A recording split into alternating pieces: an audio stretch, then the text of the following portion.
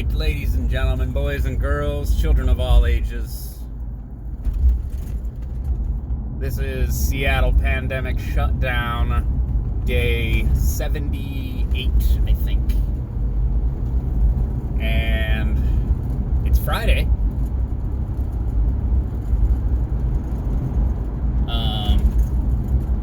Yeah. It looks like there was more traffic earlier today when I had to go run an errand, and we will know when the freeway is unviable when the commute starts to, instead of being like 10 minutes from ramp to ramp, it's like or from ramp to work, really, it's like, 15, 20 minutes, 25 minutes, 30 minutes. We're not there yet. Things are still moving along pretty good, but again, that's also not a great sign. So something that people seem to be very confused about is, like, what exactly is happening here with churches and Trump and the feds and the state governors and all this stuff. So, for example, people are like, well, the economy's bad, so that's going to be bad for Trump during the election. But it's not Trump's fault.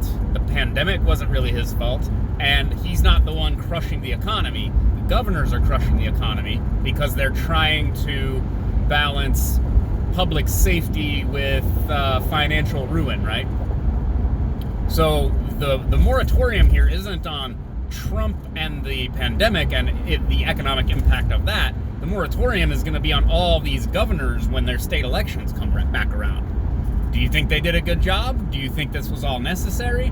Then you're going to pull the lever. And, I mean, everything is political nowadays, so, people have already decided what camp they're in, and they're not going to change their mind. Same with the doomers and hoaxers. They sort of decided what camp they're in. The other people are evil or cowards or whatever, and that's just how it's going to go. So the politicization is going to happen at the state level. Again, moratorium on governors. What, that ramp is metered? I don't think it's been metered before. For the last few months. That's what happened today. So nearly every day, sometimes multiple times a day, you just get a clip of Joe Biden, presumptive Democratic nominee for president, just either say something incoherent or just something really dumb. And in this instance, he was talking to Charlemagne the God on the Breakfast Club radio program. And he said something to the effect of, if you can't tell whether you're going to vote for me or for Trump, then you're not black. It's just so wonderful. Just, like, within like an hour, he like walked it back and apologized. I was too cavalier. And it's like, what are you doing, man? Like, why did you need to say that? Like, you could say something like, I think it's clear to black voters who has their best interests at heart, me or Trump. Not you lose your blackness, you vote for Trump. That's hilarious. So Kanye's not black anymore, I guess. I don't know. It's just so stupid. Oh my God! And again, so every day clips like this come out, and it's not fair because things are taken out of context sometimes. And he's old and he says some wacky stuff, but he, you gotta look at these clips, man. It just, this guy, like, I understand that someone could beat Trump. It doesn't seem like it would be that difficult, and yet here we are.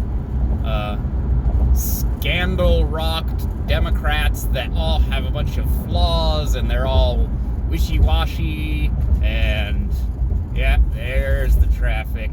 There it is. Now, again, it is a Friday. It has been an amazing springtime, so I wouldn't be surprised if everyone's trying to... Wait, this is not Memorial Day weekend, right? Memorial Day weekend is like next week?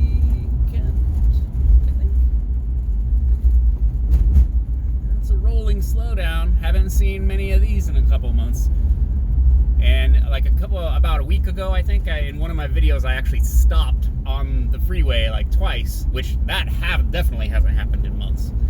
But that was related more to, I think, a car accident up here under the by the convention center here.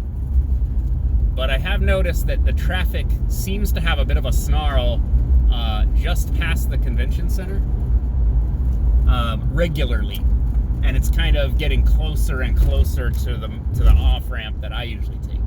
So throughput overall is going up.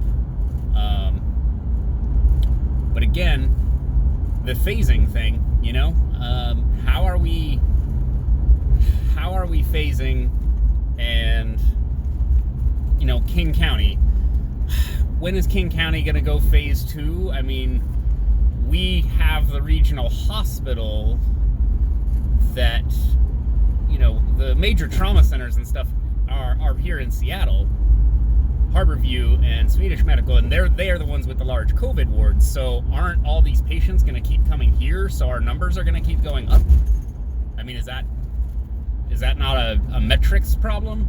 So it looks like we have all these cases, but we have them because we took them, because the medical care is here? I don't know. These are these things that are maybe a problem, and you just assume that it's been taken care of. But at this stage of the game, are you really surprised if there's just complete bureaucratic incompetence, like at a state level? I mean, look at the federal level. All kinds of insane nonsense goes on. What happened here in Washington?